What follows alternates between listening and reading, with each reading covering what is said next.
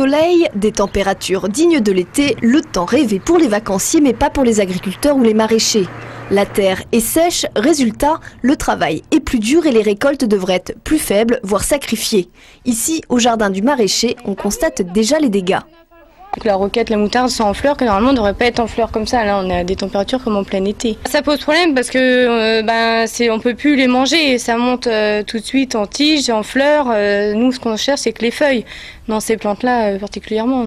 Pourtant ici, la culture est biologique, ce qui permet à Corinne et à son mari de moins souffrir du manque de pluie et d'économiser 35% de l'eau par rapport aux autres maraîchers.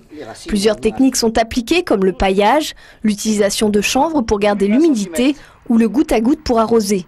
Malgré cela, les récoltes s'annoncent moins bonnes. Pour compenser, les fruits et légumes devraient être vendus plus cher.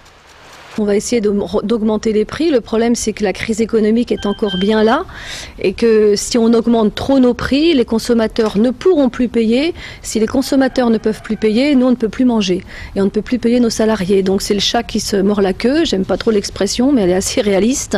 On tourne en rond. Donc, il va falloir être très vigilant, voir effectivement combien ça nous coûte en termes d'eau, voilà, mais sans pour autant arriver à des prix pharaoniques. Depuis 3 ans, les exploitants sont confrontés au manque de précipitations, mais cette année, certains spécialistes annoncent un printemps encore plus sec qu'en 1976. De leur côté, les agriculteurs s'attendent à une diminution des récoltes de 30 à 40%, ce qui entraînerait une envolée des prix sur l'ensemble des végétaux.